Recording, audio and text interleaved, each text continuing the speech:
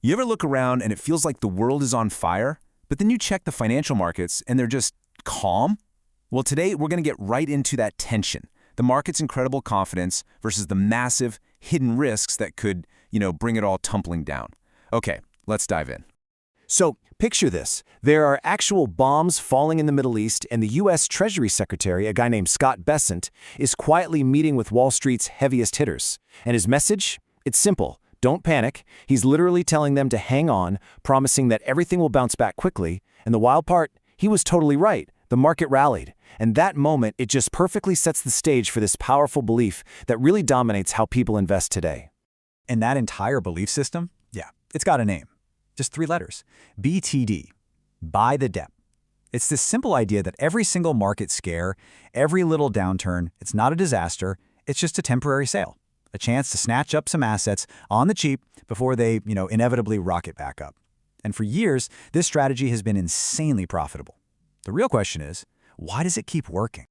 To really get it, we need to break down the 3 big reasons why investors feel so confident. These are basically the pillars holding up that whole buy the dip religion. All right, reason number 1, and you're going to love the name for this one. It's called the taco trade. And no, it has absolutely nothing to do with food, I promise. So TACO actually stands for Trump Always Chickens Out. It's this theory that because President Trump sees the stock market as basically the ultimate report card on how he's doing, he will always back down from a policy if it starts to make Wall Street nervous. So what this means is that investors believe there's this kind of political safety net sitting right under the market.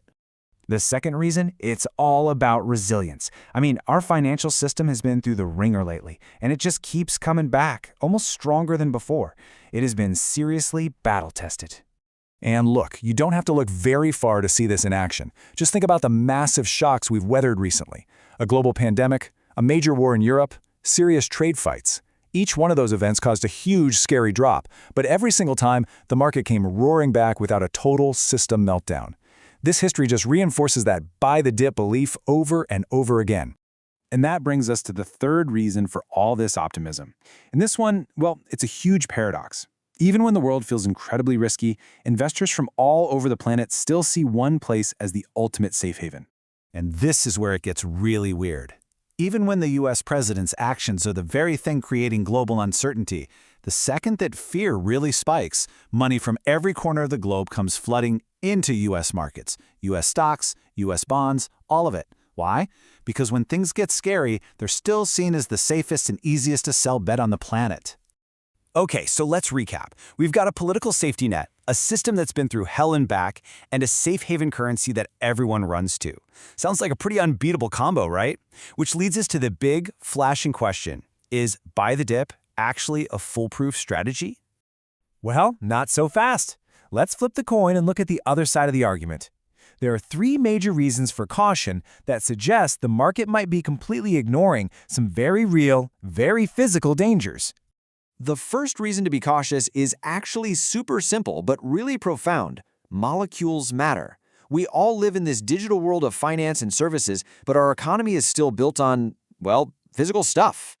Think about it like this. Central banks can whip up money out of thin air to support stocks and bonds. They can just print it. But you know what they can't print? They can't print oil. They can't print petrochemicals or the raw materials we need to build everything. The physical world has very real limits, and the market might not be pricing in the risk of those supply chains actually breaking. And that leads us right to the second big risk. The global economy is this incredibly complex network, and that network has critical choke points. Economists are starting to call this mesoeconomics. It's all about those vital systems that connect the tiny details to the big picture. And a lot of these critical choke points, they're completely outside of Western control. I mean, a massive chunk of the world's energy and chemicals has to pass through the Strait of Hormuz. Our phones and computers depend on rare earth minerals that are mostly processed elsewhere. And as we all learned the hard way, our medicines rely on these crazy complex global chains. These are huge, glaring vulnerabilities.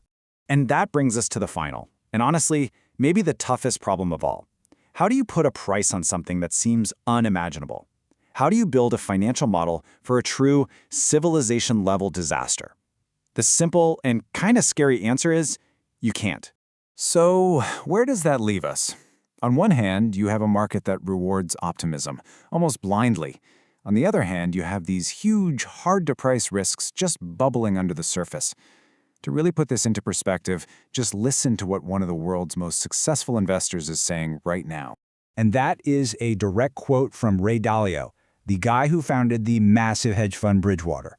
He is not mincing words here. He believes we are not in some short-term conflict, but in the early stages of a long, drawn-out global struggle. And if that wasn't clear enough, Dalio draws this absolutely bone-chilling historical parallel. He says that this moment in time feels like the periods just before World War I and World War II. Now that is a sobering thought. So this really lays out the investor's dilemma perfectly, doesn't it? Do you celebrate the taco trade and just keep on buying the dip, trusting that the system is just too resilient to fail? Or do you acknowledge these rising risks and buy what the source material calls a modicum of disaster insurance? Ultimately, it all boils down to this one really tough question. In a world where the market's default setting is relentless optimism, how do you stay rational and actually prepare for the kind of long-term risks that seem, right up until the day they happen, completely and totally unimaginable?